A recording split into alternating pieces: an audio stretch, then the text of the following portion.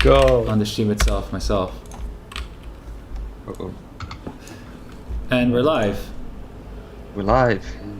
Hey, and welcome to the live stream, the Wooting live stream, Yes. where we always talk about Wooting stuff, gaming stuff, and interesting things. What is happening behind the scenes at Wooting, what we're planning to do, and maybe some random stuff that happened in the community.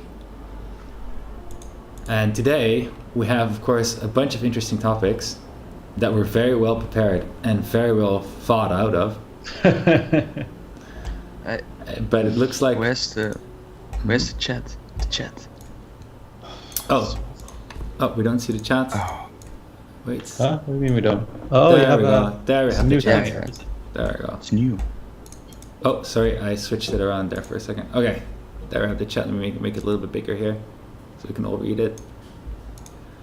Guess on the white background is a little bit. No, it has these black outlines. So it's... Sure. All right. How do you pronounce? It's a guinea pig, right? Guinea pig. Guinea. Guinea. It's a guinea. Pig. Guinea. Maybe if I put it here.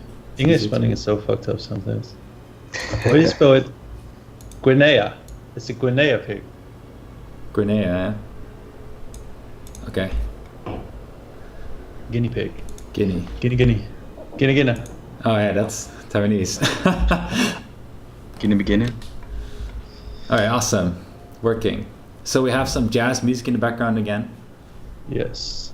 As always, in the beginning of the live stream, please let us know if the audio levels are okay, if if there's no noise or something weird, and if the background music is on an okay level for you. And in the meanwhile, we have some general things to talk about in today's live stream. We'll have to be honest that there isn't something major, hence my introduction of it being very simple and very thought out. So yes, that will be one of the topics, Sky Blue Mist, dampening the Wooting one. That is something that's been going on for a while. Very smart. Yeah. And Jeroen is back. Jeroen is back. That's, I think, also a topic in itself. Yeah. I think it's because the week before Eric was gone. Like, it's been a while since it's been the three of us, right? True. It's 3 live streams back or 2? Yeah. So all 3 of us now on live stream. Unique moment. Exciting. So yeah, we're going to talk about dampening the Wooting one. We're also going to talk a bit about stock levels, because we thought it would be interesting to know a bit about what to expect from keyboards being on stock and everything, because it's becoming a trending thing that we talk about when keyboards will arrive. So why not just talk about some stock stuff? Yes. And furthermore, we would have a new website coming soon. Very maybe, if Eric feels comfortable, we'll show a small preview of the idea of the page that are finished. I mean, maybe we can talk a bit So about we can get general ideas. Yeah. What we thought we missed in our old website and what we think we can do better. Did you watch the last live stream, Jeroen? Oh, what? Did You talked about it on the last live stream? Yeah, we could do it again. No, but yeah. But in this case, we can show the extra page we made and see if we get some feedback on it. We don't need to show the landing page just yet, though. You know what I mean? I think it would be good to get it, see if it's interesting or not. Right. Oh, and also Right. news for the German ISO badge. That's a good Oh, one. right. Yeah. So that will come together with the whole stock story, and the rest of the program is very free, meaning that depending on what you guys have questions, maybe problems, or would love to see something, you let us know. Because I think this is important for us to know, because we noticed and we want to do our best to try to get as much information as possible out there, so when you get your Wooting one, you can get started straight away. So let's just jump in with a question first. How are you guys doing watching the live stream? I'm doing fine. I don't care about the guys next to me. Never care about the guys next to you. And then this is... Go ahead. Well, I could talk about yesterday. I was at the first Look Festival in the Netherlands. How was that? Was great fun. It's like sort of a mini Gamescom in the Netherlands, but I think it's like 33% it's about games, the other 33% is about cosplay, and the last bit is sort of a marketplace where you can buy all these goodies like these T-shirts and everything, the statues, like everything game related, and more of the nerd culture. Is that the right word? Nerd culture?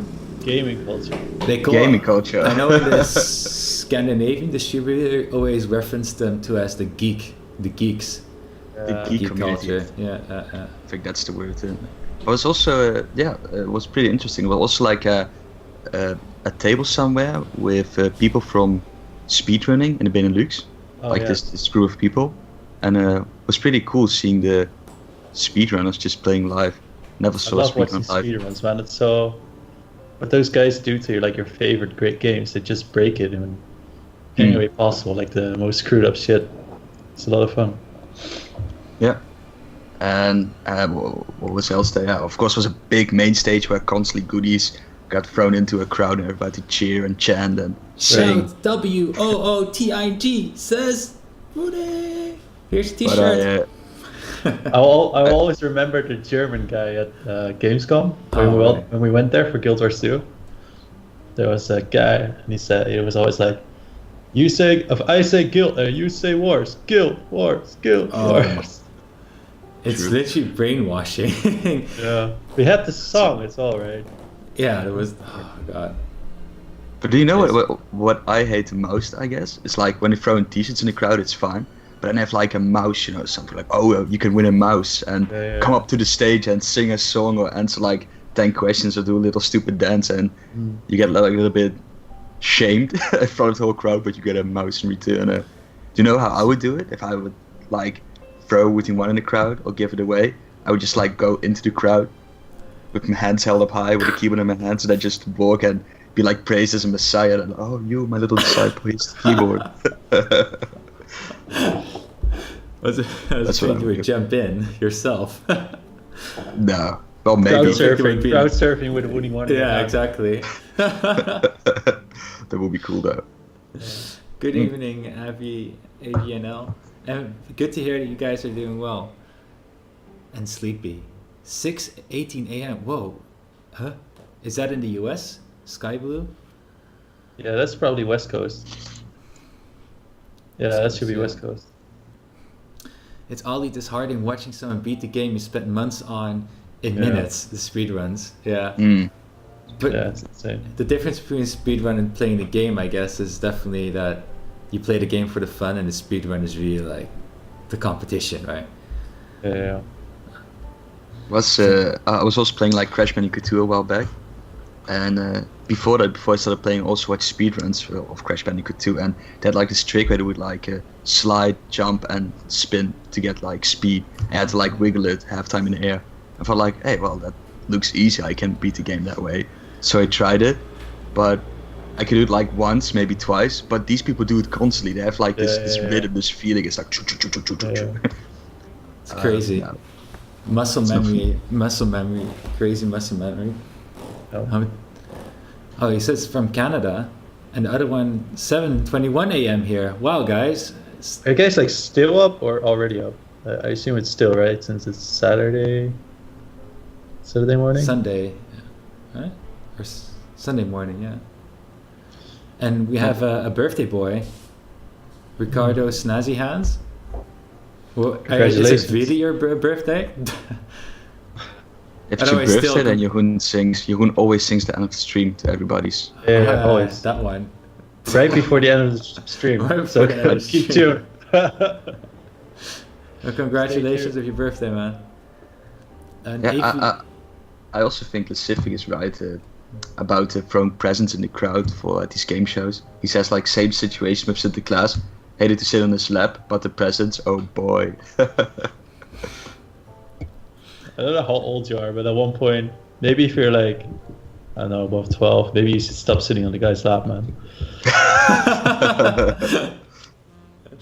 I don't know how you celebrate your Sinterklaas. I know. Well, nice you mentioned Yeah. that. Have I showed you when I went back to Holland, I bought like 10 of these chocolate letters to bring to Taiwan. Because when we celebrate get Santa some, Claus, it's like the Dutch version of Christmas. We could traditionally give each other these chocolate letters, and I bought like 10 of them, and I put them all in my suitcase. So my suitcase was just filled with chocolate. And I wonder if there's like somebody at the airport who's like inspecting the suitcases, looking for drugs, and all of a sudden he finds like 10 letters. Oh, shit. So for people, since realizing that we have somebody from Canada and probably somewhere from the US, Sinterklaas is what you mentioned is the Christmas man in the Netherlands, similar to the Christmas man. We also have Christmas in the Netherlands, but this is an event that happens before. Yeah, 2 times the fun. I guess I don't know if Thanksgiving. Did Thanksgiving already passed, right? Long. No, it's somewhere in November. No. No. 24 November or something. Oh, okay. So I guess you could kind of see like you guys do Thanksgiving, we do Sinterklaas. No, that's not it. No, I mean, if you look in the Yeah. holiday sense, not like it's not the we same don't even type of have a holiday. turkey. No, but I'm not talking about the same type of holiday because it's more similar to Christmas, but it's more like we have this holiday, you have a different holiday around the same time. Yeah, well, true. Christmas man. He's called Santa. In the US, you have like Black Friday, and we have 5 December. But yes. No, now we have Black Friday in Europe as well. It's kind of weird. Yeah. So and Jeroen mentioned the chocolate letters. This is the chocolate letter. It's really typical in the Netherlands to give Oh, you this. have one, right? I gave you some. Yeah. Also. Oh yeah. Yeah. Can you give me your chocolate letter? Was it difficult to find like Chinese characters? No. So this is one that Jeroen They bought have, for they Jenny, for have like example. 3,000 different chocolate letters, all different Chinese characters. Oh, no, crazy. Hey, give me back I was to al- me. Be back. I was also like, I used to be like pissed that my name was Eric and not like Willem, because Willem would get More like the big chocolate. W. More chocolate. Yeah, you're basically screwed if you have like an I or something. Like, so that's how you're called Irene. Because Well, I think no. like the chocolate is You the get like same, but 2 you get letters, this. right? Where do you get 2 letters? I think if you buy the avocado one, you get like 2 eyes. If Really? you buy 1 eye. Yeah. That's even worse. Wait. I don't know, you can probably. Otherwise, you get this really like thick, this really really thick Y. AVNL says something. Gross weight is the same on all of them. It doesn't matter. Just Yeah, optics, I mean, guys. gross weight Yeah. is the same, but it's about how thick it is. It's just annoying to have like such a thick letter. That's true. I mean, as a child, everything that's bigger, it's better. I mean, if my parent Exactly. give me like a 5 golden coin or like 2 1 golden coins, we're like, oh, we want 2 coins. It's true. The coins are always really cool though. I don't know why. Just like the chocolate cigarettes. No, I hate Yeah. coins. Coins are like literally the bane of my existence here in Taiwan because I have this stash. I have this stash of coins on my desk, and I like throw them on my MRT card. Like every day, I bring like 20, and every day I throw them on my MRT card, but it never ends. It just never ends. It's just, oh my god. Yeah. Okay, well, Ta- enough chit chat. Let's get to business. Oh, so let's start with the first topic. So AVNO was already asking what topics we'll talk about today. Today we have basically 3 things we're going to go past. Is one, we're going to talk about the stock and what you can expect when you can expect your keyboard if you're waiting for it. The second thing is we're going to talk about a little project we've been running in the background for silencing the keyboard, and there's some progress in there. And finally, we're going to probably maybe show some parts of the new website, and you can give us feedback. Maybe. It depends on how it goes. So to start off with the stock and when to expect your keyboard. So we already had the question about when you can expect your ISO German keyboard. So if I'm right, everybody that has an ISO everybody that even ordered an ISO keyboard received an email with our delivery time in November. And if you ordered a ISO keyboard recently, and this is any ISO outside of Nordics, so this would be only ISO UK or ISO German, then you can expect your keyboard in November. The production is happening this month. There was a small delay announced to me earlier this week, so I don't have a production date yet. As soon as I have it, I will share it with you guys, so you know when to expect the keyboard. There is some, I don't know if I should say, yeah, there is something. So there is some good news for you guys for waiting that time. The new production will have a little bit modified switch, because you might have seen that some people on Discord broke the stem of the switch when replacing the keycaps, and we always said you need to be careful with the modifier keys, because that's where you can get enough leverage to maybe break the stem of the switch. We've shared all the feedback you've given to us to the manufacturer and pointed out this is a really big issue, it should get solved soon. Right.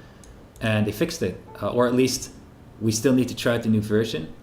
But they said the reason why there's a delay is because they're fixing the stem issue, so it's stronger. Yeah. So you're going to have a keyboard with a stronger stem. It's crazy how many people spill stuff over their keyboard. It's like at first I always laughed about like keyboards that are what do you call that? That cannot be damaged by water.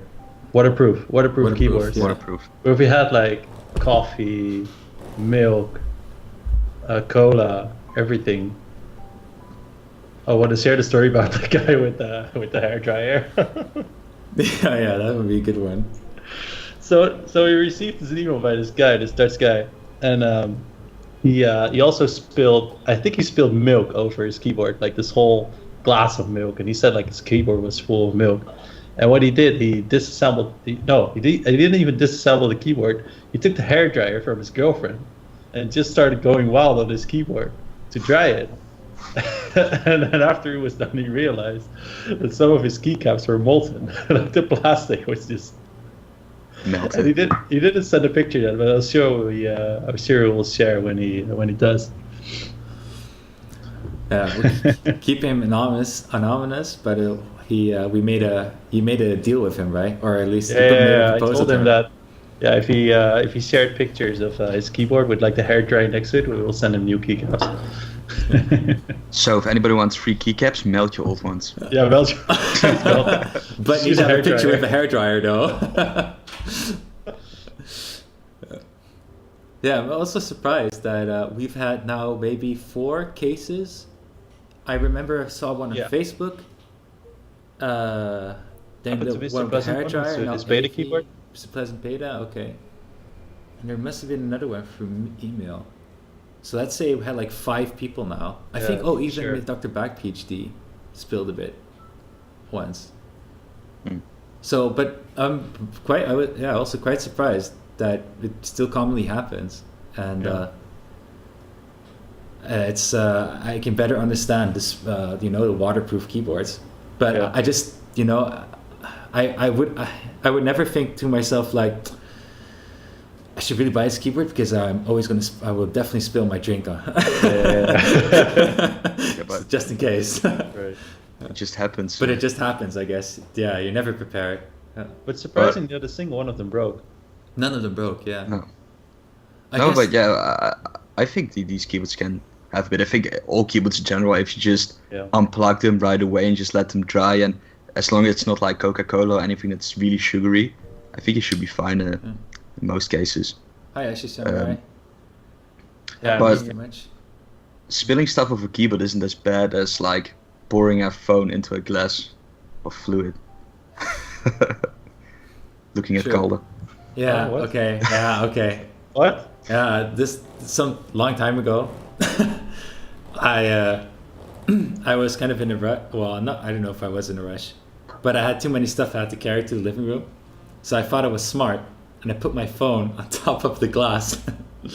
Okay, but I put down the stuff, and my phone kind of like slided forward and like whoop, into the glass.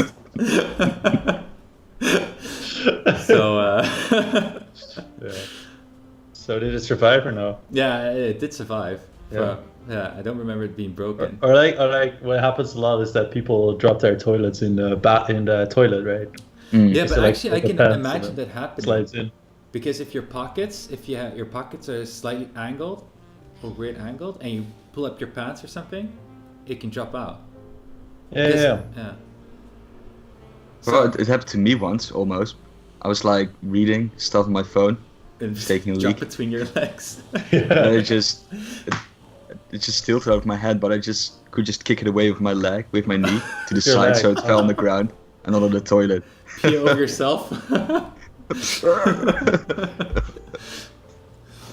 But either case, yeah, the keyboard. I'm very happy the keyboard doesn't. It just works fine after those spills, and it still works fine for you too, right, AVNL? I think so. I think you would really want to have it waterproof if you're literally going to put it in a bucket of water for a moment or something. Right. Yeah. But otherwise, or you want to keep working on it while there's water dropping on it or something like that. But if it's just Yeah, for the moment when you put your PC outside in the middle of the rain, right? yeah, One of those moments. Yeah. Yeah. Yeah. Okay. Good. Okay. So, back to the keyboard. So I just answered the ISO German layout and the ISO UK layout when you can expect it. And now the thing is, what is right now a struggle for us is stocking keyboards, right? Stocking enough keyboards also, because there's two issues we have to face, or two challenges we have to face with stocking keyboards. It's one is where we want to stock it. Well, you can actually divide it. It's like what and where you want to stock it. Meaning we have a warehouse in the Netherlands, we have a warehouse in the US, and you kind of need to divide everything you buy between those two, and what you want to stock, which gives, so we have blue version, the red version, switch version, and we have the premium version, and it's hard to like make the right decision of how much is enough. But I think what's even more difficult is that soon we're going to have UK and German layout keyboards. We're not going to have a lot of them, but we're going to have enough enough that impacts us financially. And we can only sell them to the UK or to Germany. It's very limited, opposed to the US version of the keyboard. And that kind of counts. That's kind of the same for all the different language keyboards. So that's one of the challenges. And the second one is it's a big investment to invest in stocking stuff. Like one time you need to pay for a lot of keyboards in one time beforehand. You need to have cash flow for it. And with Kickstarter it was very nice because we had the cash beforehand to invest in what we needed. But then afterwards you need to more and more put your money in to fund stock, and it's really difficult. Yeah. Oh. So that's especially oh yeah, and with that's what I wanted to say. With the German and UK, because you have a different keycap layout, there's also a certain MOQ, right? You need to have a minimum order, which most of the time is just too high for what we sell ourselves in those countries. So if you don't have like a big distributor or something, then it's very hard to support different countries. Yeah. I think earlier this week we received an email from a guy from Spain who asked us if we still have the Spanish layout available, but it's just it's pretty much impossible for us to carry that layout because the demand is just not high enough. Yeah. True. Yeah. I always remember we talked to a guy. I think it was even like a year before we did the Kickstarter, and he also did a Kickstarter, and we were talking about keyboards, and his thing was like, yeah, Europe is so difficult to get keyboards there and do everything, and we were like, oh, what? Europe is very easy because you could do this and this, and we know the rules and the ways in Europe, and for him it was completely fake. But for us, like, the US was very challenging because we didn't know anything, and how thing goes there with shipping and logistics and whatever. But now looking back at it, US is so much more easier than Europe, because in Europe you have all these different languages, these different versions of the keyboard, and the US is a lot easier because like one big market uses the same kind of layout. Yeah, talk the same language as well. Talk the same language. Yeah, true. So when it comes to, let's say we have a lot of stock of the German keyboard layout, right? You could say, well, just in Germany, promote the keyboard more, or something like that with advertisements or whatever. But then you still have this major culture, language, market barrier and knowledge problem, which is much easier to overcome in the US because there's a lot of common things, but it's also much more a consumer market in itself. So there's a lot of information and knowledge out there. I mean, seeing how the internet works is pretty much US based. It's pretty much US culture. Yeah. Well, not US culture, but very intertwined. Yeah. True. So that is one of the struggles, especially with Christmas coming in December, and they say sales 2 or 3 times fold or more in the December month, and it's very hard to know if you buy the right amount or not and make that investment, and if you're going to have enough at that moment. So well, we should definitely aim for it. Yeah. So this is one of the entrepreneurial struggles. It's especially when you make hardware, right? Because you need to have. There's no way to sort of somebody wants something, and then you need to produce it and ship it all the way, and it just takes a long time. It's not like somebody wants something and you just have it straight away. It's not how it works. Yeah, and there's such a long lead time with hardware. Planned so far in advance, and it's quite difficult. Yeah, we should bring manufacturing back to the US, back to Holland, make Holland great again. Oh my God! make the keyboard, make everything in Holland, make our own factory. Everything. Well, I think if you make everything in Holland, you can sell the keyboards for the minimum price of like 550 euros each. 5,000. I'm thinking though, if you would buy some of the machines that automate the keyboard assembly, and then just move the assembly part to the Netherlands, I mean, might not even be that crazy.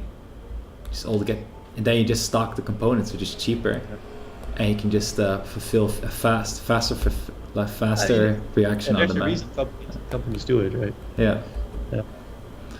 Oh, so if we want to make the Netherlands great again, we'll bring our assembly to the Netherlands. The only thing is that when the Netherlands used to be really, really great, it's kind of ethical. There's kind of an ethical discussion about what make Holland great in the first place, which is, I think we shouldn't really strive anymore to be great to be what we used to be. Let's say. Dark side of the golden age. Exactly. Interestingly enough, I saw a documentary about the industry in the Netherlands and how big it actually is, because in the south of the Netherlands there's a lot of industry and people who produce stuff in the Netherlands. A lot of food and also a lot of machinery for other factories. But for example, Eindhoven, they also make like computer chips there, some sort of computer chips and other things, and really interesting. ASML, yeah. The machines for the computer chips. Yeah, and I thought it was pretty interesting. Never knew that about the Netherlands. I always felt like, that's like a... Oh yeah, the ground. Yeah, the ground's going to be crazy. And the taxes. The taxes is what I'd be afraid of, and all the legislative, all the government. All right. Bullshit. Regulations. Yeah. Oh, you're dealing with electronics as well, yeah. I think the most expensive thing is like paying the people, paying the employees. That's minimum wage. That's way too much. It's killing. Just put a bunch of 13-year-olds to work, pay them $2.50 an hour. Well, that's why I would seriously think you just try to get you just bring over the automated machines from China, and you just have a couple of part-time workers to double check stuff or something. Yeah. You don't need to assemble all the time. So. Sure. I think there's a lot of opportunity, and depending on what you're making. So, for example, if you build like these computer cases, and build like these pre-built computers where people actually pay like 2K or 3K for a piece.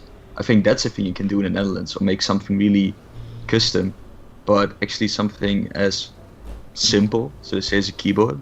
I think it's impossible to do it in the Netherlands or anywhere in the western of Europe. No, I see assembly as something maybe that's pretty feasible. Just the assembly part. Still, Well, do it. but the only problem is you need to make sure you have a very high quantity, like high volume output. If you don't have high volume output, then it's not worth it. Don't they still make a lot of cars and stuff in Germany still? Yeah, No. Yeah, also but in the Netherlands. let's put it a different way: is that you know for sure you're going to you know for sure you're going to have a good volume of output instead of. However, no, that's why you need to automate. Keywords, Yeah, no, but that's why you need to automate stuff, because machinery, you just, it pays itself back over time. And if it's turned off, there's not an ongoing cost, even though you could argue differently though. Right. Okay, anyway. Okay. It was interesting thought. So there's a reason we don't have a stock. So we don't have a stock. So all the basic red keyboards are out of stock now for a couple of weeks already, I think. And the new stock is coming also in November. And we still have premium and blue switch keyboards in stock. Okay, so I guess we can kind of open up the next topic. So have any of you guys had any problem with the Wooting one producing a lot of noise? That would be my question first. Raise your hand that I can't see. I never had an issue with noise. So, and the reason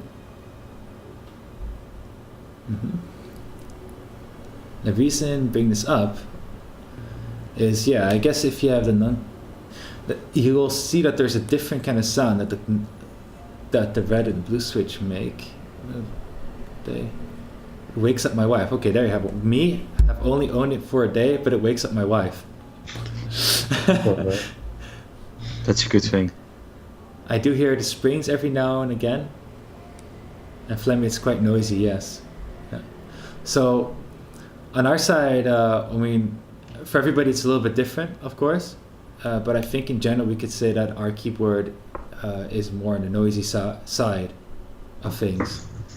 And of course mechanical keyboards in general are already a bit noisy, but there's a couple of things that we can improve to decrease the amount of noise it makes in general.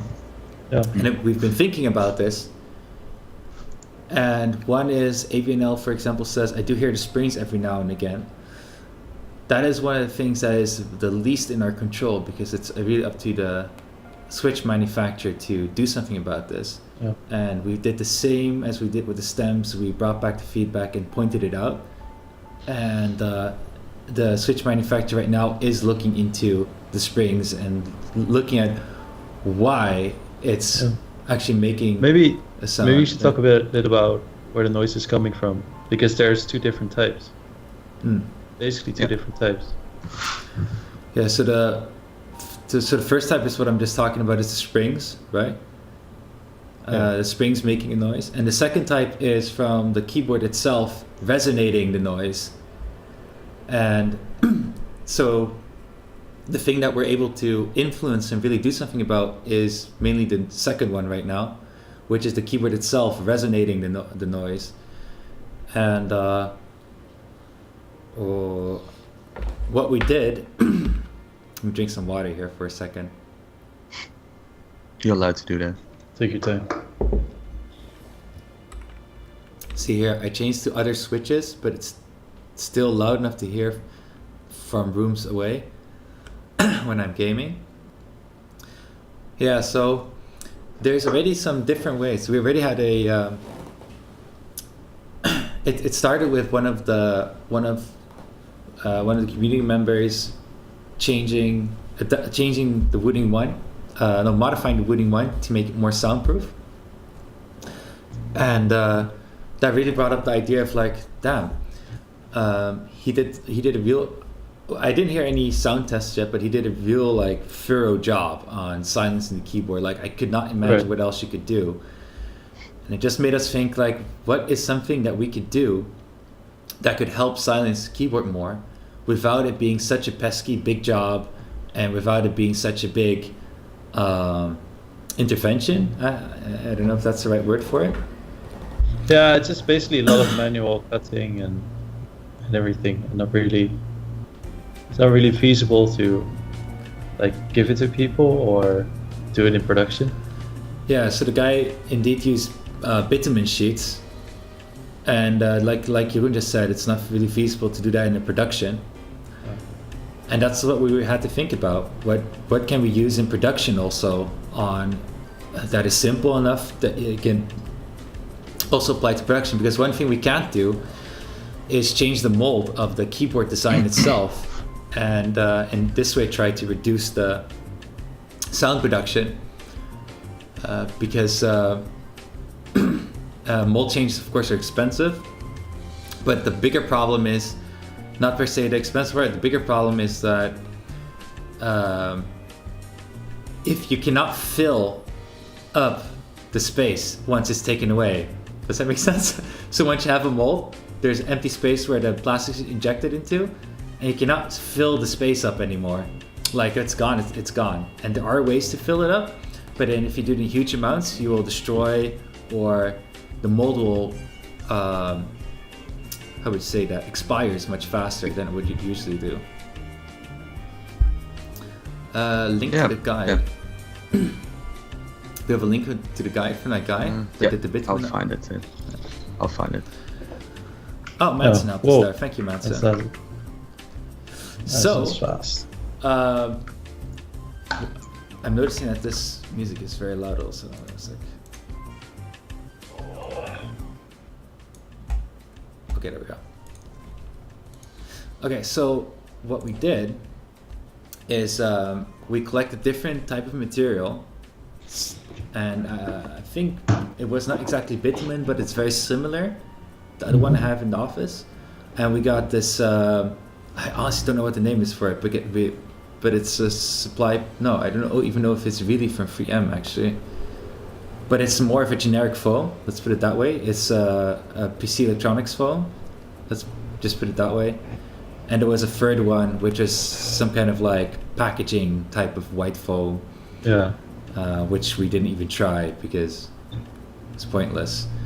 Anyway, so we tried out with some simple foam, and the biggest thing you had to worry about was when you have the foam, it's not allowed to influence, it's not allowed to affect the positioning of the PCB and the top plate and the switches, because that will affect the analog signal. So also for you AVNL, you didn't screw in the top plate. This will definitely affect the analog signal on some of the keys, because the distance between the switch and the IRQT increases. So we had this sheet, and I tried it first on a prototype keyboard or on a sample keyboard, and it seemed to work really well. Do you have one of the sheets or no? I have the Or just keyboard the I'm using keyboard? right now, but I don't have the sheet in hand right now, and I don't know if I can show it on camera. So it worked pretty well, and then the next question was, if we just make a simple sheet, it can just put into the bottom case of the keyboard, and then put on the PCB, and then put on the top plate and install everything. Is it going to have any problems, like for example, maybe the top plate coming out a bit, or the PCB being pushed up too high against the switches or something? Will it have any problems? And until so far, I've been using the keyboard and I installed it, and there's no problem. And the silencing of the keyboard is like the effect of the sheet is pretty. I don't know if I should say major, but it has enough impact, because things become less hollow, and it's very hard to. Yeah. So I'm just gonna, It becomes more of a satisfying click instead of more of a doing, I guess. yeah, yeah. Should I turn off my LED here? So I have other keycaps on the keyboard, It's more of a doing instead of a point. I don't know if you can see it though. I think it's going to be impossible to see. But you can see in the hole where the switch goes into, you can see there is foam underneath instead of it being empty. I think you can really see it. It's It's impossible very to hard, see. right? Yeah, that's what I was afraid of. Am I gonna take out the whole keyboard now? That's fake.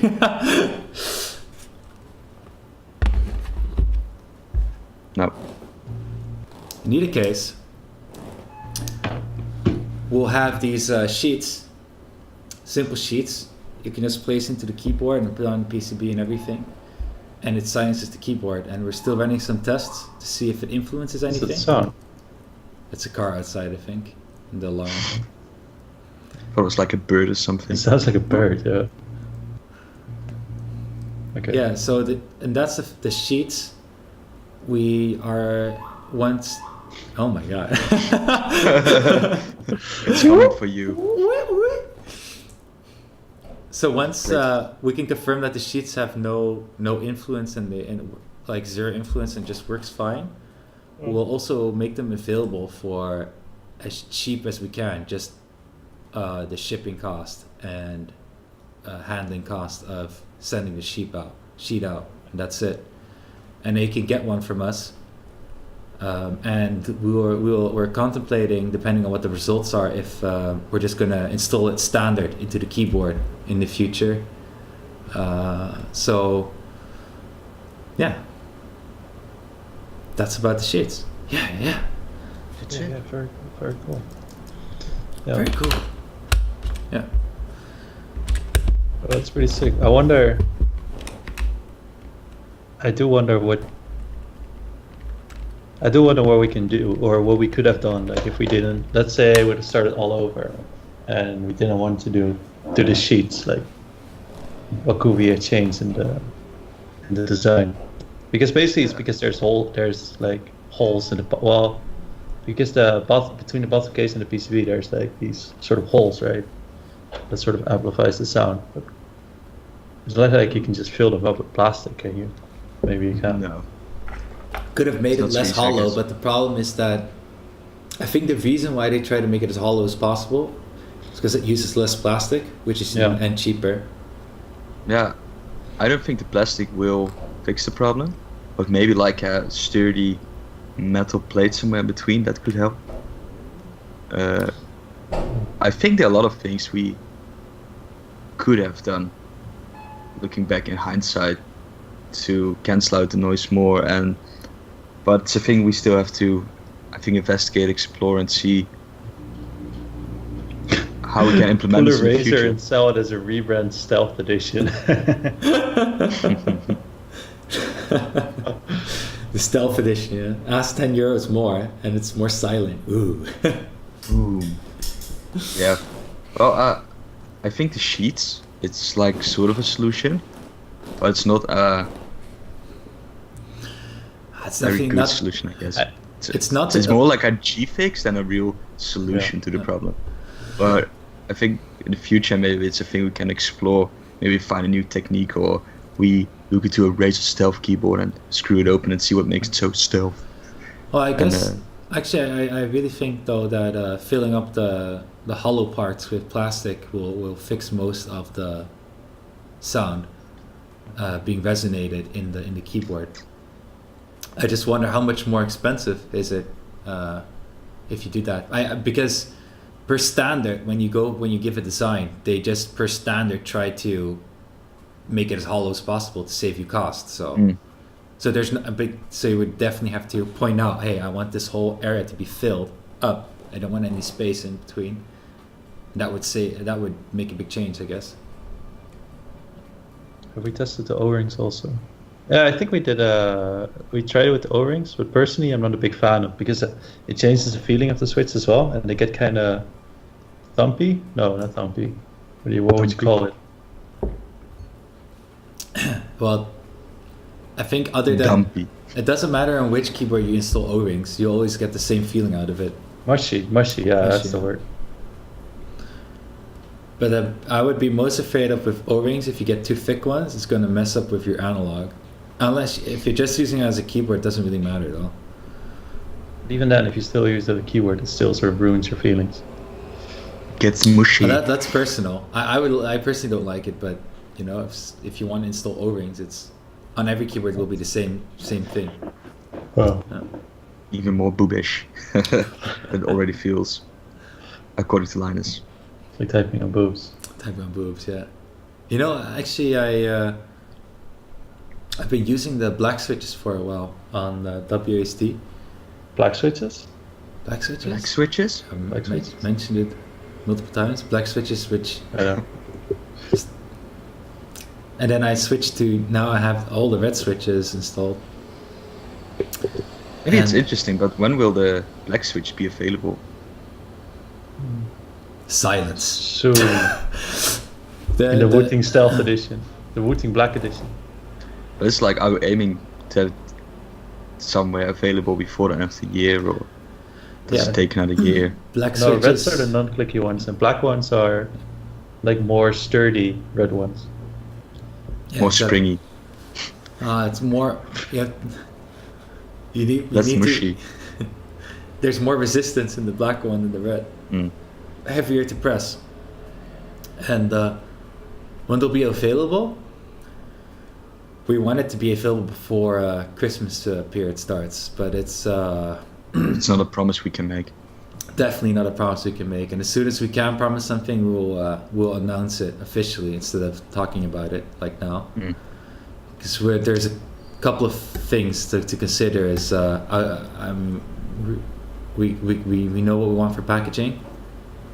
We nailed that part, but there's also part of the switches and the minimum order quantity of the switches to even get started. Very high. It's very high. So there needs to be quite some demand before you can really consider it that much. Yeah, but we were talking about it. We might be able to get like a smaller amount. Yeah. So we're working on it though, yeah. But then buying Maybe we can- separate reds and blues is a different story though. Talking about packaging, I still have like the prototype packaging. Oh, you want to Oh, show the sure. prototype packaging? Okay, let's show the prototype there? packaging for the switches. It's really Okay. good. Let's share the idea for the switch packaging, by the way. What, We've shared never idea? shared it. Yeah, of the switch. No. No, it's- We never shared the idea, but let's first look at the packaging, because it took me like 6 weeks to craft this beauty. It's this. It's like this crappy card box. But this is like more a prototype looking for sizes and seeing what fits. So the idea is that you have this a metal or tin box.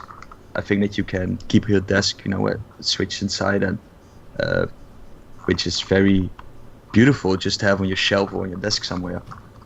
This metal box.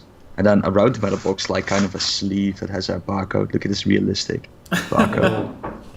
So that's more like, this is like more for the retail or like for whatever, that's a thing you can throw away. But I have like this box, and the box is really cool because we think it's gonna say Switchbox, and here's like a logo of us, and the logo will be this 3D-ish, like Look on your cap. Yeah. Yeah, so like a little bit pushed out and beveled or embossed. What's the word there for embossed? And when you open the switch box, Beveled. it's like, oh, switches, woo! Don't recommend taking it out that way though. It's like the general idea of the box, and it won't be of cardboard, and it will also don't have the excessive tape. That's more of like a prototype thing. But in general, it will be very cool, and we're still looking for a good manufacturer to make like these metal or tin boxes, and it's a bit more difficult than we expected and beforehand, because we can't you can find a lot of these things on Alibaba or wherever that makes these boxes, but it should also be like cost worthy, so to say. It shouldn't be like too expensive. So it's we pay like €10 per box or something. That's impossible to do. It's not realistic. So it's also where we're looking for a good solution. We the quality of the box, we don't have a final model yet. Well, the What? last model ordered, and Jeroen received it and was playing around with it, and he broke it straight because away, yeah. Jeroen broke the box. So we- Yeah, but because that was really a tin box, and that's when we decided, okay, we need to have something much better. We don't want to have a crappy box.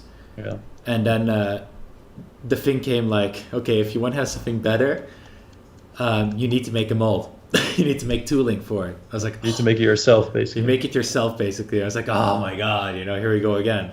But the tooling isn't that the cost of tooling isn't too bad, and the box, the metal used for the box will be very similar to the top plate. That's Yeah, but a lot more thin. but a lot more thinner. Yeah. But it will still be very strong. Yeah, so it's gonna be a real decent box. Like you don't throw that away kind of box. Like you would want to use it for something else as well. Yeah. Sky Blue Mist says something interesting. What if you cut the box packaging foam from the Wooting one, so it becomes the dampening sheet when disassembled? It's actually a pretty good idea. If you I'm scared though that because the box packaging foam will be much thicker than what you would want to put in your wooden one. Yeah, but you can cut it, right? let me see if I have one. 1 second. I have plenty here. Because the foam we have right now, what Caller has in his keyboard is very. Why do all have these material descriptions and I can never get a proper word for it? Just, Foam. it's foam. It's very foamy. No, you can just sort of push it and make it really like thin, I don't. like this. Okay. Yeah. Well, on the other hand, like thought print maybe guides, I got one of the I think I like the boxes. idea, Didn't I have- but it's oh, not no, really. give that- It's not really realistic because you can't. Let's say you get like, oh, here's like sort of an unfinished product. If you want to make it better, you could cut out this and put it inside of your own product. I think that's not the way to. I don't have Sounds anything kind in of this stuff. house. What are you looking for? Oh, I was trying. I wanted to take a look at the foam. I was wondering also if the foam was very similar or not. I totally kind of. I think it's a lot thicker. I'm pretty sure it is. Oh, it's. You mean more dense, right? Like there's Yeah, less. more dense as well. Yeah. Yeah. Well, yeah. But in general, I think. I think it's something I don't know if we should make, but I think it's still a good idea though. Not something we should. I don't think it's something we should like throw a book in the box and tell you how to put it into the keyboard and stuff. But it's a cool suggestion though, to give. Yeah, it's cool. True. Yes, the foam. Ah, it's different. Yeah. Different, definitely different type. Yeah. It's different. And But I'm not sure if this will actually. oh, it, Damp. well, it will definitely will. The thing I noticed when doing the tests is that it doesn't really matter with what you fill it as long as you fill it. That's the thing. Yeah. Yeah, and I guess if you fill it with other stuff, it may be the effectiveness. Let's say if you do the 80-20% rule, then you already have 80% by just filling it, and the rest is depend on material, I guess. I think it's mostly. It also really helps to just sort of, because the PCB sort of rests on top of the bottom case, right? So maybe if you even like slightly break that connection, then the sound transfer is a lot less. Maybe. I think Wait, are it's you more. guys making a keyboard? Yes, we are. We already did, actually. If you are not familiar with what we do. With the Yeah. AV one. So Are we making a keyboard? We made a keyboard. I think most of the sound is produced when you press the keycap will hit the switch box, right? And this sound gets transferred into the keyboard itself and resonates if there is enough space. That's where most of the sound comes from.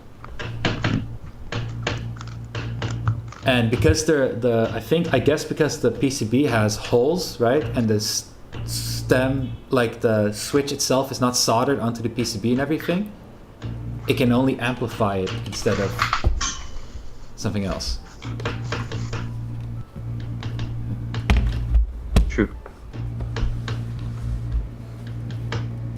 What's Yeah, that noise? Keycaps. I'm just Like sort of drumming? I'm just sort of ticking on my keyboard to hear where it comes from.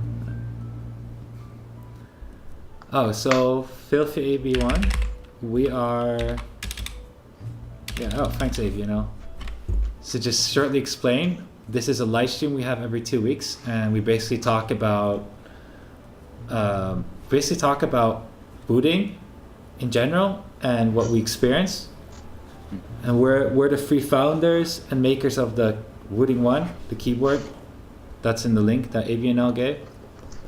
And we just like to share and talk with the community and also see what we can do better because we're thriving on feedback. That's put it short. Yeah. So yeah, silencing the keyboard. These are all the things that came up, and the sheets will have more information about where the next live stream will have a conclusion, I think, and we'll have more information next week.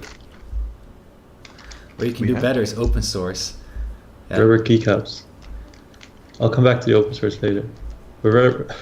I think like rubber keycaps would actually really help, right? Yeah, but you're going to get the O-ring issue. It's going to start feeling mushy, right? Mushy. But isn't mushy some sort of children's character who like teaches you stuff? That was it used to be a commercial on TV, right? Mushy can teach you English. I'm mushy. Oh my god, the Telcel stuff. Oh, I remember my god, that stuff. It was mushy. Was it mushy? What you mean? No. What was the name again? Boobish. It was like a super bad 70s cartoon stuff. Hey, but you know what? It wouldn't surprise me if they sell a shit tons of it. And still do. Yeah. Oh my god. We should make it next. So, this is kind of like the issue with mechanical keyboards, okay? Why do people like typing on a mechanical keyboard? It's because the feeling, but where does the feeling also come? It's the feeling and the sound it makes, that's how I should put it. So where does the most of the feeling and the sound come from? In the end, it is really from that keycaps slamming the switch box. Because if you take, for example, Crosshair, and it's also the stem, by the way, when the stem returns, it also slams against the top of the switch box.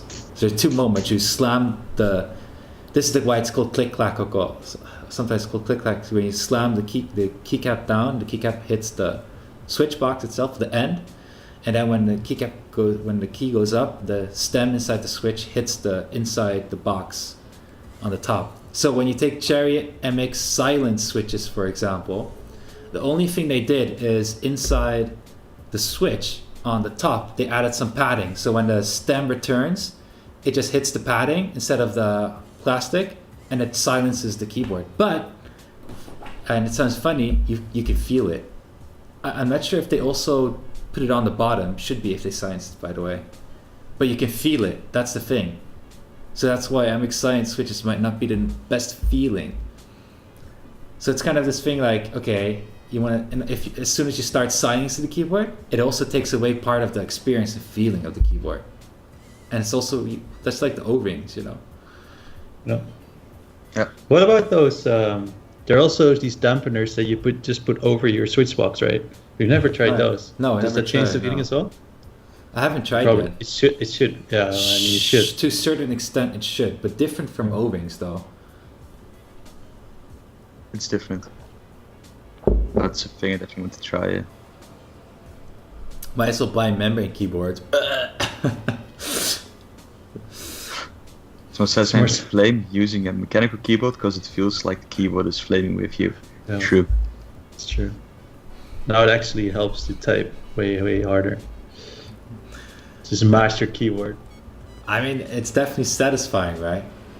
If you should use a keyboard with like a typewriter keyboard. Yeah.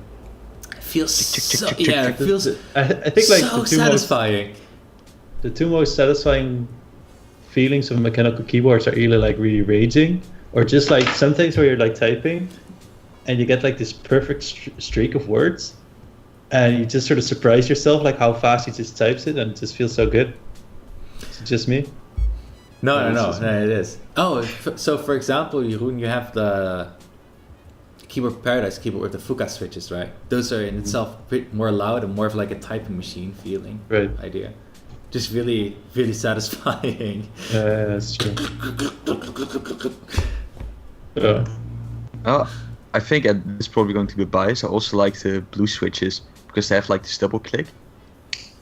So it's like if you type really fast on a Wooting One with blue switches, it feels like you're in the middle of a rainstorm or simple like raindrops falling down. It's really That's Pretty true. neat. Yeah, even You know, for even Jenny mentioned that when I was using the blue switch version for a while, she was like, "Whoa, it sounds so cool," and You know, to me- she was enjoying it, thankfully. really? Yeah, she wasn't annoyed because she's sitting right behind me. That Hey, when Sky Blue, working. maybe you need a new wife. Oh, beautiful. The wife calls it taka taka taka.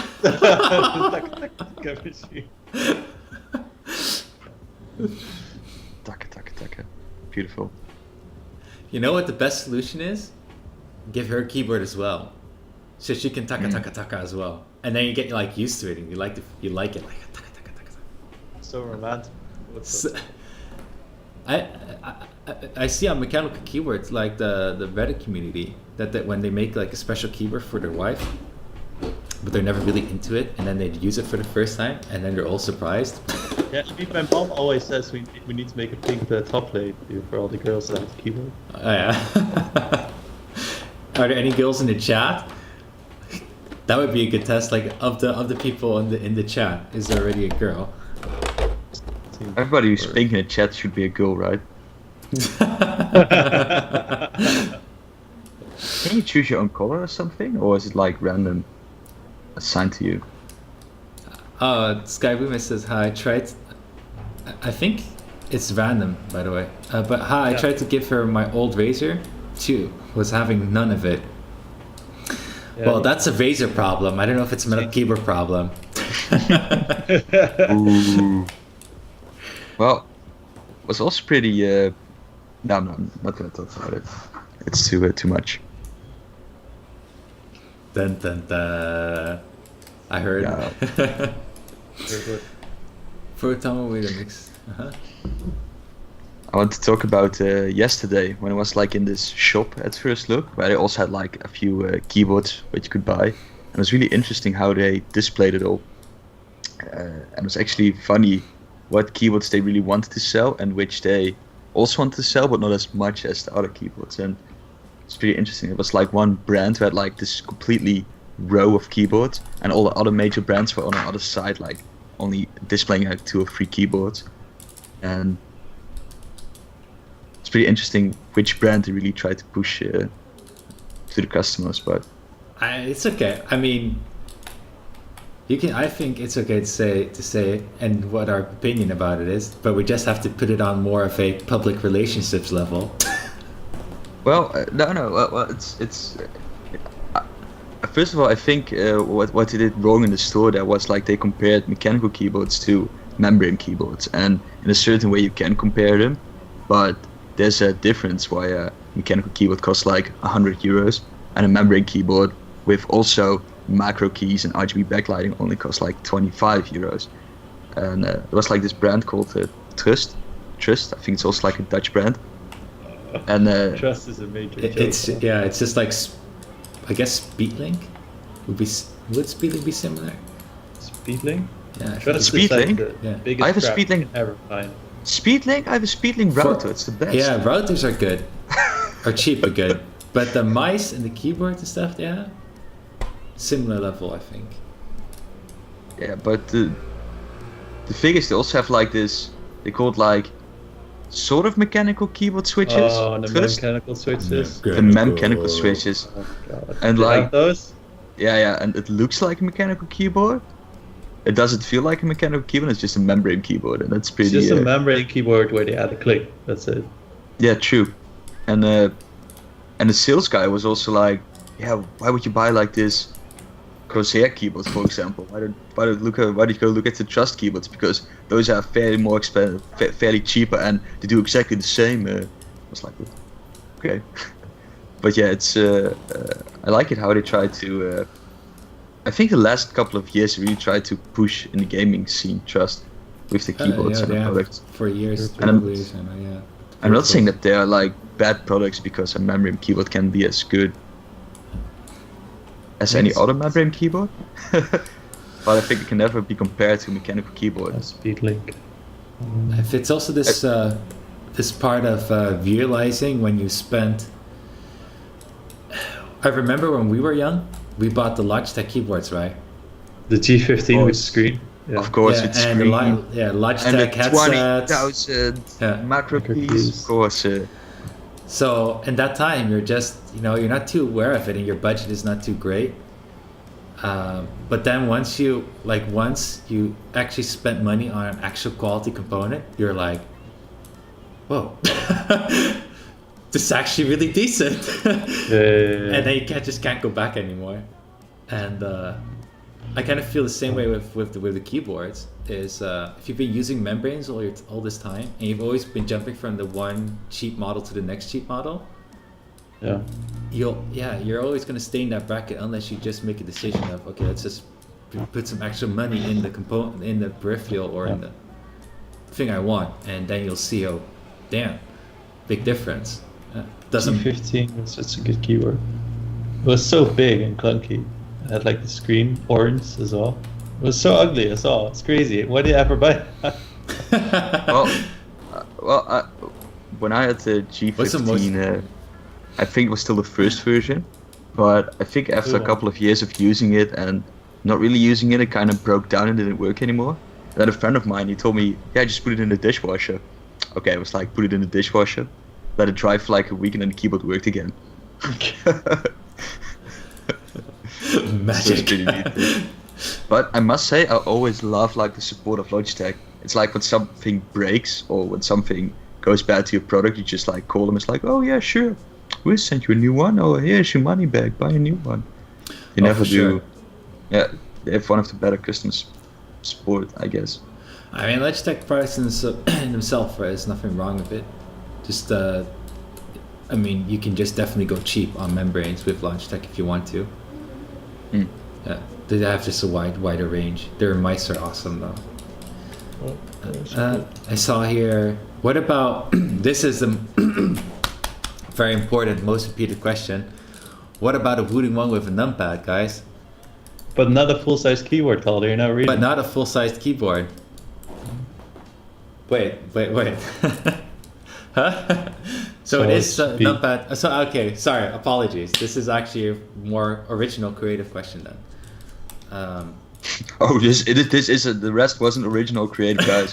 This is the only original and creative question today. No. I mean, concerning... Let's go for it, Calder. Let's go for it. No, it's just that we get this request and question all the time about if we're gonna, why don't we have a full sized, and where's the numpad? And where's the numpad? Yeah. But yeah, so what would you have in mind, SATA 67? I mean, I can think of a couple of things what you mean, but what would you have in mind? Well, the first thing I would come to mind is the Quickfire TK. That's the first thing I thought of. But there's also like another keyboard. Isn't that? Oh yeah, that's the one we talked about. Oh, Calder, we actually talked about this earlier this week, right? We had this whole discussion we talked about this layout. Yeah. So let's talk about it now because I'm very interested to know. Yeah. So when Jeroen and I talked about this, like we've been thinking also about, should we do full size, and if we do any full size, what would we do, right? So once again, this is not an indication that we're making a full size right now or coming with a full size soon or something like that. But of course, we're thinking about, what would make a good full size, okay? So one of the things is we don't like the big ass layout of a full size. It takes way too much space. And we feel it's not ergonomic, and with your hand mouse position, it's just not as good. So we want to try to do something different. So we also thought about, hey, this layout that the Coolmaster Quickfire has is actually really smart. Yeah, it's a really smart idea then, right? Because they have. No. But wait, no, not yet. First is like the first Wait, thought. Calder's talking. Everybody, shut up. No, it's the first thought, right?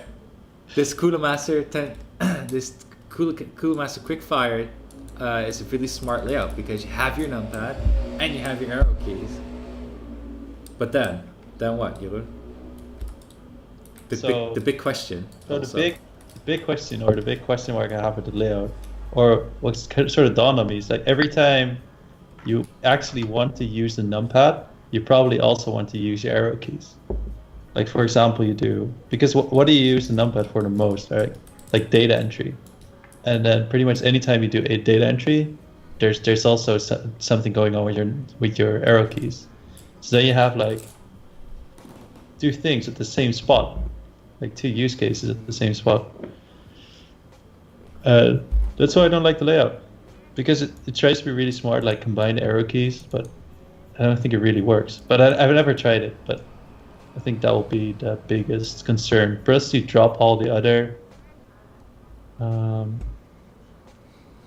I think like the page up and page down are not really missed. But and what they also he really hated about this layout is how they had like the stupid function keys, right? What did they do again with that? Is it? Oh, I mean, outside of how Cooler Master does the layout, I mean, in general, because Cooler Master has too many keys like hidden in the numpad area, and then in our opinion, right? Hello? Caller just dropped. Uh-oh. Did I? Hi, Caller. Okay. That's going to be awkward. I didn't drop, but... Huh? The stream is still running. Well, maybe it drops now. Okay, so... Let's call again. Am I back again? Okay. I was already back, but stream was still going. Okay. Only one channel though. Huh? Plug your mic back in. Oh, really? Plug it back in, Calder. Yeah, wait a sec.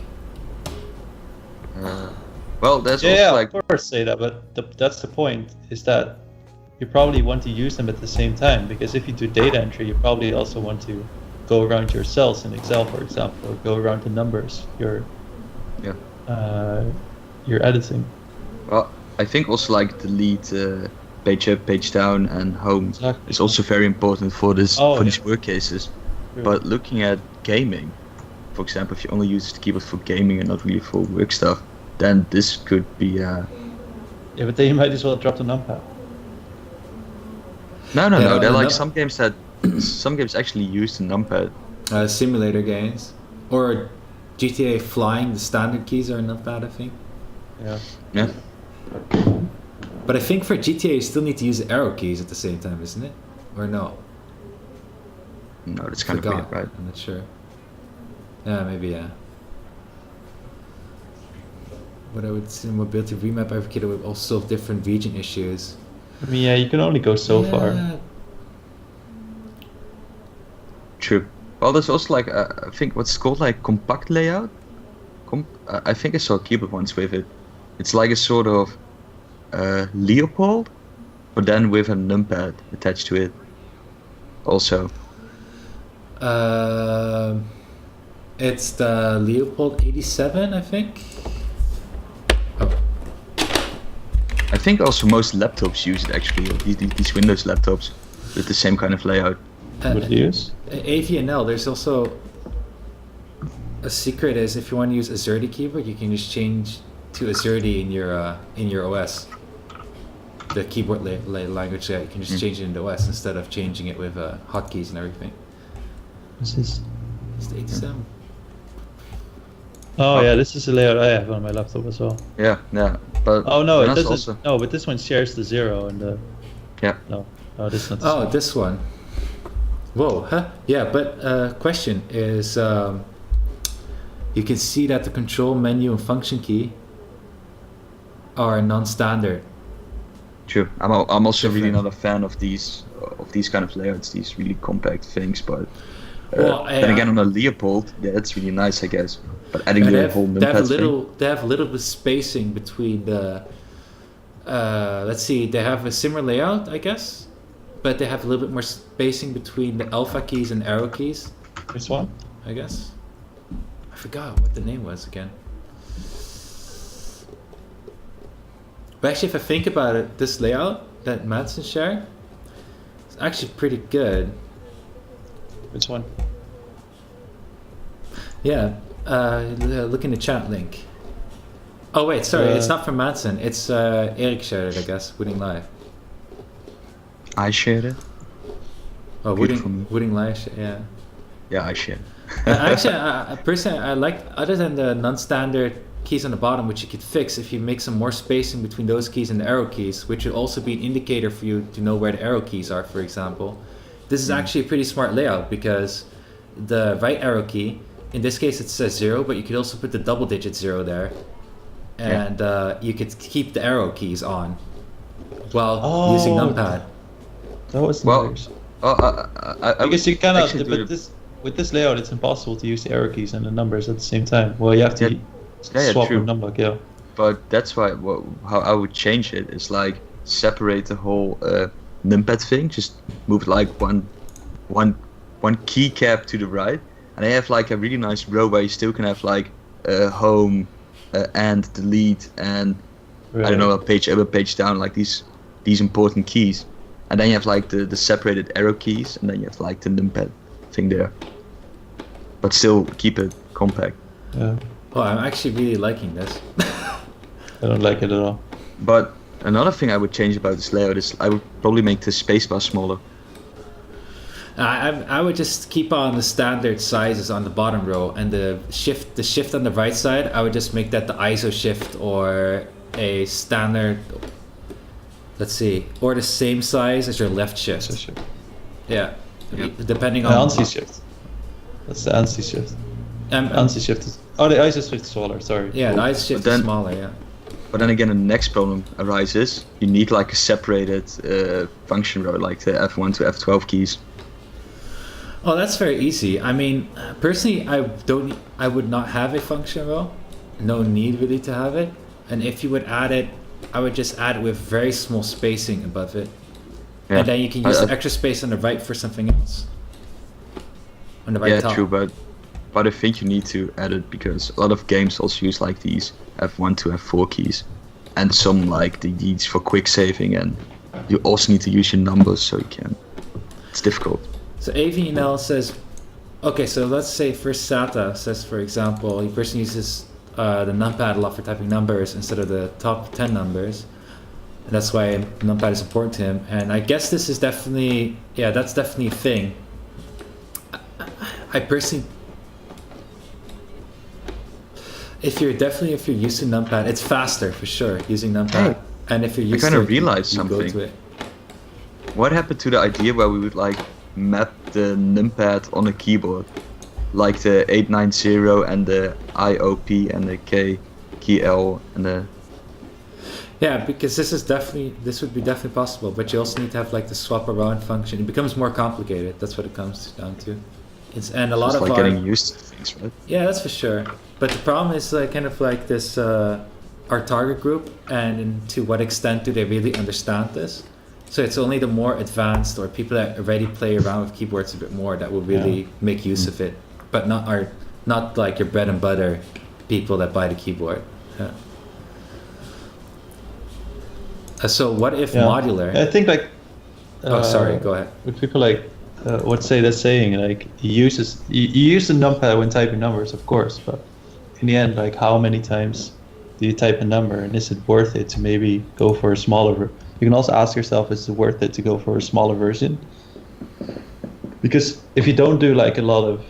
I feel like the only people who really miss the numpad is either you use it in games a lot or you do a lot of data entry. But if you don't really need it. Even though it might be more useful for that like 1 or 2 times a day actually typing the big number. But is it that big of a deal to actually use the numbers on top? I guess it's very person dependent in then. Oh yeah, definitely. One thing we can't deny though is there's a lot of people that want that numpad. It's true. It's true. So it doesn't matter what you think in that. And that comes to what if module, like a connector on the side. So we've actually talked about this in the past, in the beginning of our Kickstarter also a lot, about what if we have this like separate numpad and we do like this connector style in a different way, maybe we can make some modifications, something like that. And in the end, it's just a lot of hassle and a lot of hustle. It's a lot of work. Yeah, to get it, to actually make that, and then also to make it profitable enough to be worth our time to put that much effort in it, because It's just very hard to make it right.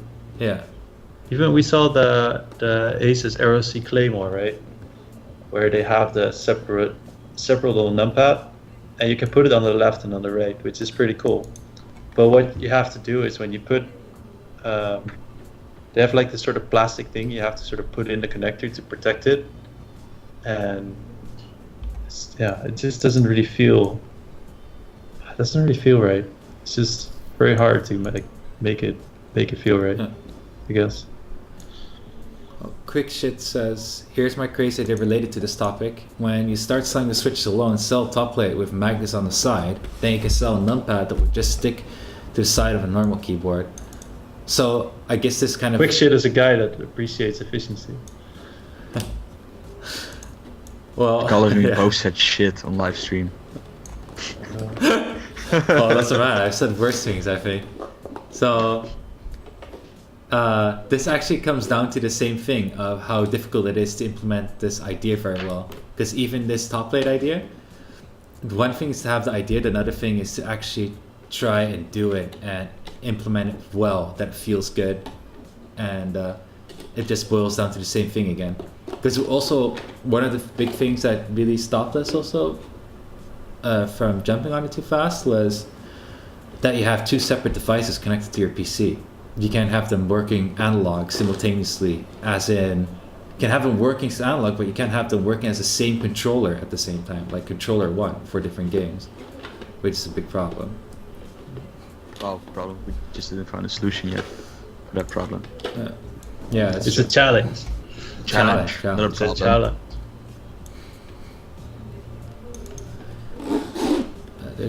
There is a fix for annoying sound the keyboard emits when backlight is in. Oh, okay.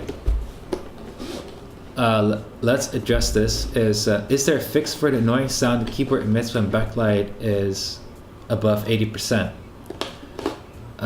So we've been going over and over this internally to find out what the best solution was and is. And in the end, we could not make a software solution, and there's also not an easy hardware fix you can do locally to get it away, and that which really sucks. And we really tried to find a way to fix it, and in the end there is just no real fix for it, and the only thing we could do is prevent it from.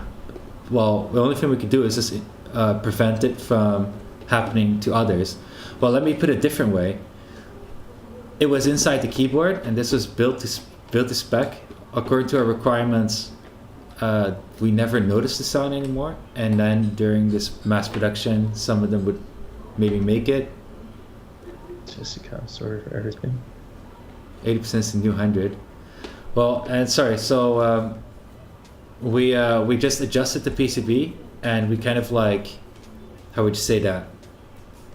We like overdid it to make 100% sure it could never happen. That's what we did. Yeah. So the keyboards now don't have the issue anymore, but there's no way we can fix the previous ones. That's what it boils down to. Yeah. Which really Did some spam bots just enter our chat? Sorry? Never. Spam bot? Oh, these people saying, Jessica, I'm sorry for everything. Fucking serious, John, leave me alone. I've never seen those names before. Okay, interesting. Fans, right? Anyway. Yeah. Can we just ban those? Yeah, let's ban that. Okay, so another thing I wonder about, I can only order the keyboard directly from the website, and I will only get the keys engraved in English letters. Is there an option for other languages, like when you buy a keyboard, 2 letters in 2 languages on every keycap, one below the other? We only have the options you see on the website, so that's US ANSI layout and UK ISO layout and German ISO layout. All of them are. Hey, don't forget about Nordic. Oh, and the Nordic layout. Oh my god. Nordic layout is available. And the Nordic layout is already available. Where are you from? To get right now. But where are you ordering from, Satan? That's where I want orders. Yeah, maybe next time we should have chat moderators. Maybe it's.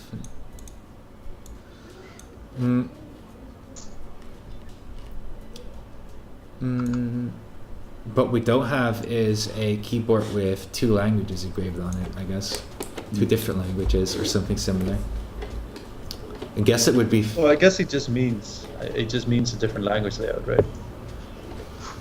I don't know, like in Taiwan, you have just US ANSI, but then additional BPMF characters are engraved on it for Taiwan. BPMF? BPMF. Oh, are they back again, or did you not ban them? Bando. I banned them now. Ban the other one. Hey. Don't see what the point is, though. Oh, Hebrew letters. Yeah, that's hard.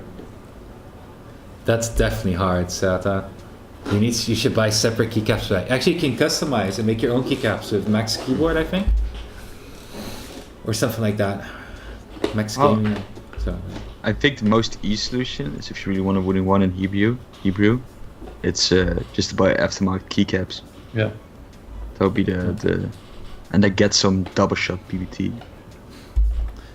Hey, so we were actually talking about the topic of the layout, right? And Skybloom has said F keys are more important to me than the numpad.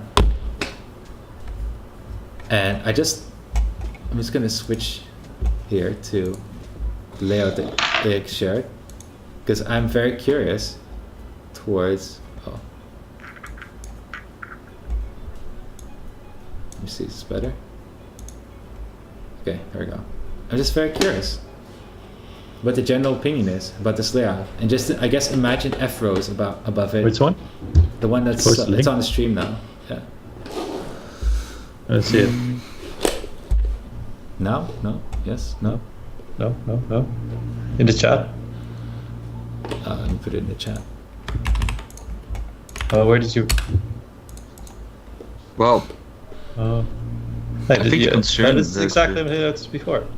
yeah, it is. Yeah, but the modification would be more space, like where the arrow key start, there's more space, everything moves more to the right. Also the whole numpad moves a bit more to the right. Let's say there's so you split the 0 and the arrow right now, right?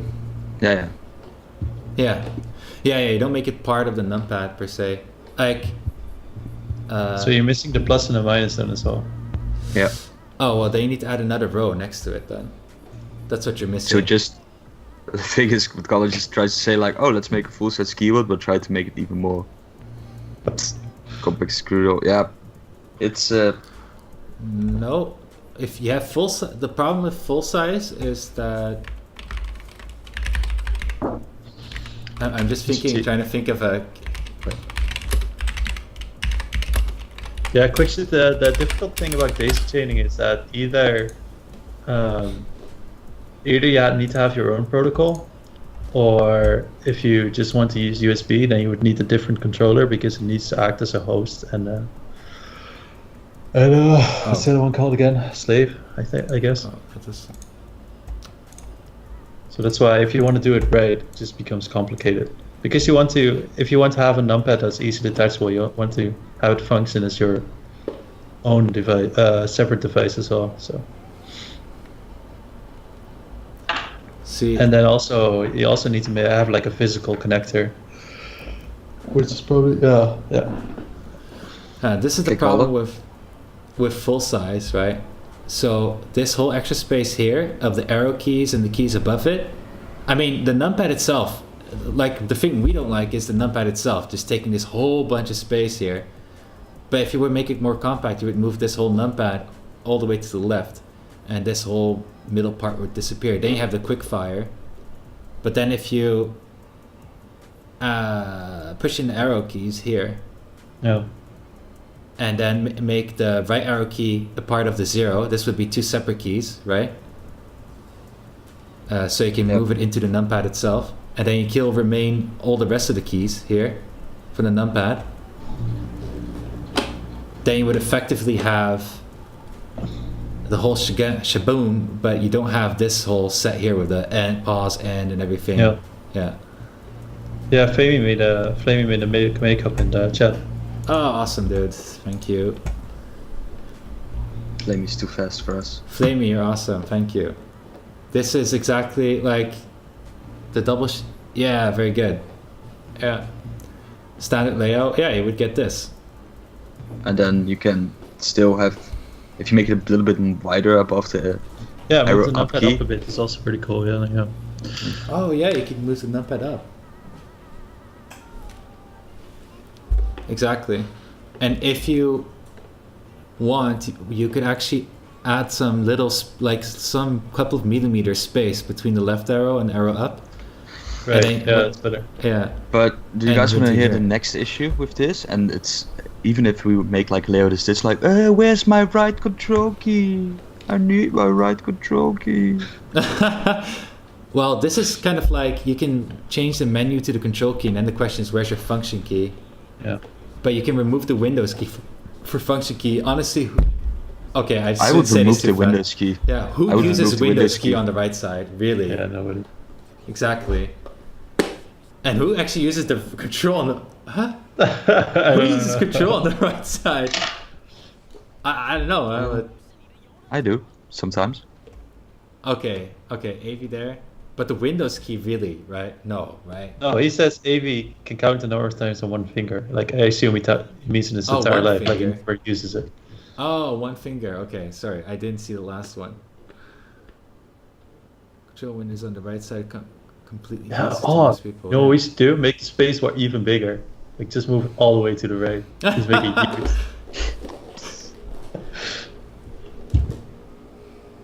Okay, so now I'm really like, so I like this idea for a layout.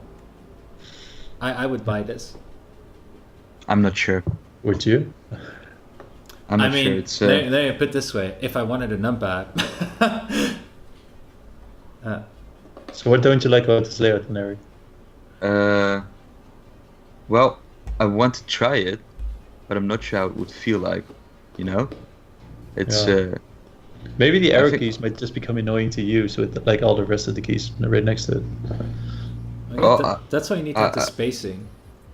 well, the most troublesome thing I have at this moment is like this keyboard has a little bit of a learning curve, right? If you use it, because some things are different. There's no Windows key on the right side and your arrow keys in the middle, and like your page up, page down are like hidden somewhere in your end and delete key or whatever.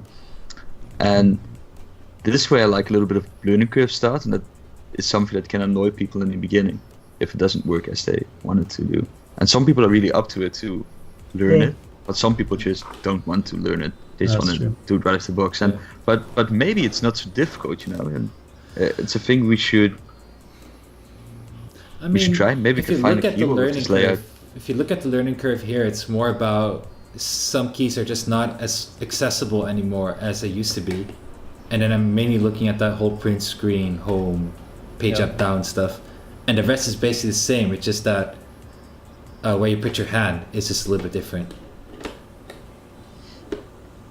Yeah.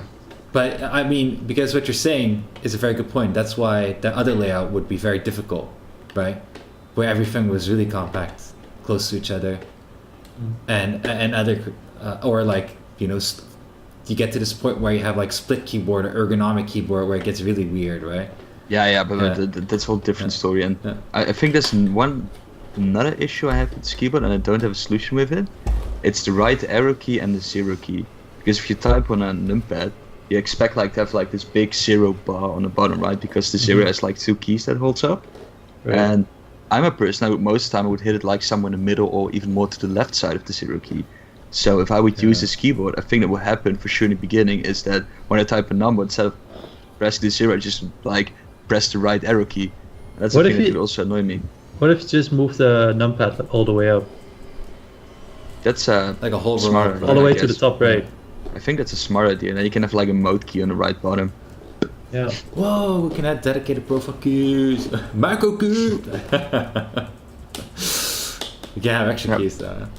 But if you move it up, that could be a solution to it. Because most of the time What you if- use the numpad in isolation anyway, so it doesn't really matter where you place it. Would it be weird Place to on have the left media side. Let's keys? place. Would it have weird have media keys on the right bottom? I think you can even just hold it open. Let's see. Let me double check chat here. We can place a logo there. Wooting 2. Yeah, Fleming made the suggestion also about moving up that. Yeah. Oh no, wait. That you can down and shift. The big space bar. You made one? That's the perfect layout. That's the perfect layout right there. If you know. 81. Sky Blue Mist also has a great idea. It's a bit more separated. That space bar. Whoa. Nicole, Whoa. look at the picture. You'll from, never miss a jump. Look at the picture from Sky Blue Mist. Oh, he just removed the. Oh wait, he just. Oh, I see. Just. How? Oh, he did move everything one up. Yeah, exactly. Yeah. But then you don't Well- even. I guess you don't even need to have a gap anymore here on the top. You can just put it all together, right? To move everything one up. Oh, he did. He Oh, did. yeah. They didn't cap anymore. Yeah. I would ditch the also the right Windows key in this case, and move the arrows one tab to the Yeah, left. for sure. And then, Move the right Windows key. Yeah, for sure. Yeah. And Oh move yeah. it all we also much to the have left. keyboard Yeah. layout there. and have like a full size layout that's like this big, and then around we can have like 2 rows completely rounded with macro keys. Oh, we all around the keyboard. Like this whole row underneath your spacebar with just macro keys. I thought the big space bar should be one big ass macro key. Yeah. Well, I think the one Flemmy sent, last one again. It's the thing where it moves up the. Yeah, it just looks very, very weird. Zoomuts. Oh, let me check Flemmies. Oh, Well, did I think You Flemmy send a definitely new need one? some space between the arrow keys and the rest, and also between the top arrow and the 0. Is it weird that the numpad area is not in line with the rest of the rows? It's pretty funky. Pretty funky. You can make it No. in line with the rows because you should drop like Just- the F row a little bit down. Yeah, exactly. And then you can have the same spacing in between. Yeah. Because then the Okay. space is much smaller. You still have a little bit of space in between numlock and the 7 key and stuff. Maybe. But it's much smaller than what it is now. And I think that the most beautiful thing is you have like 1, 2, 3, 4, 5, 6, 7, 8 keys that you can still add to the whole. To the whole keyboard.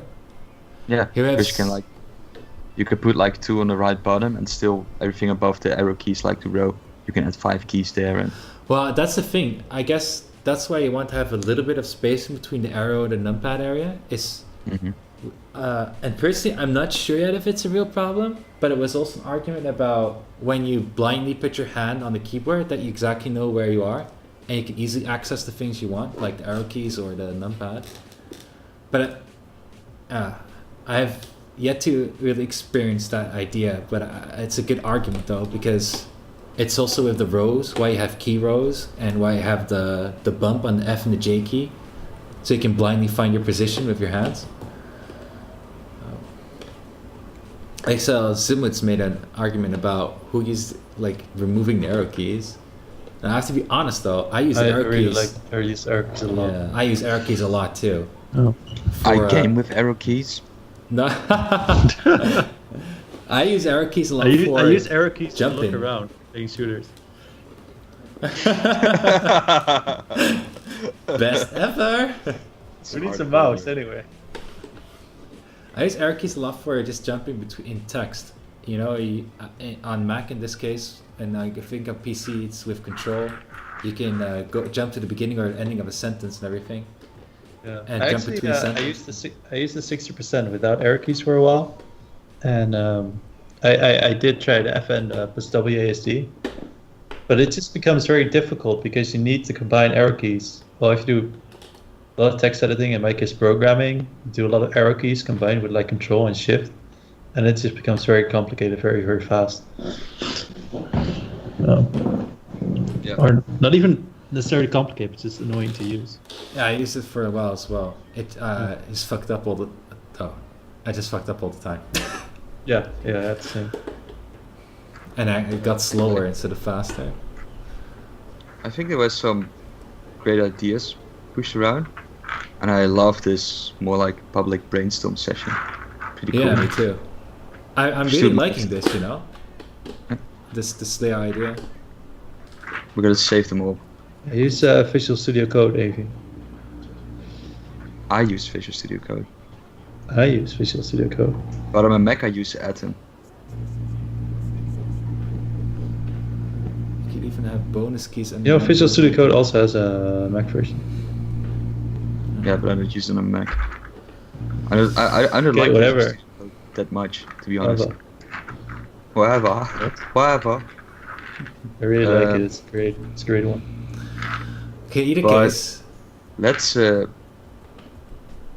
Wait. put an end to this live stream. Yeah, I'm really happy with the last topic we talked about. Me too. It's really, you guys gave us some really great ideas for this. Input and inspiration. Yeah, I think it's really cool. So we're at the end of the live stream. We're getting to the end of the live stream. And it was a very, very fun live stream, I have to say. I really enjoyed the interaction and how you guys are thinking with us, most importantly, about different topics. We didn't cover open source yet. Okay, I'm sorry. Oh, So let's so close basically- it with the last topic, open source. So we're doing a big utility rework right now.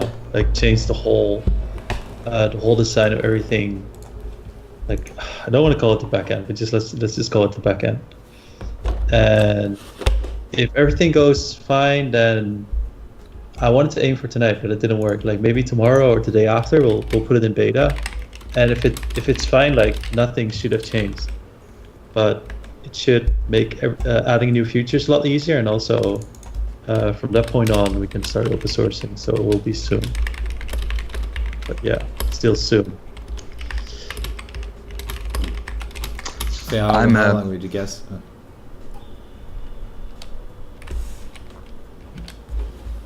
Yeah, sorry, I'm No, it's I'm going to go back to the keyboard layout.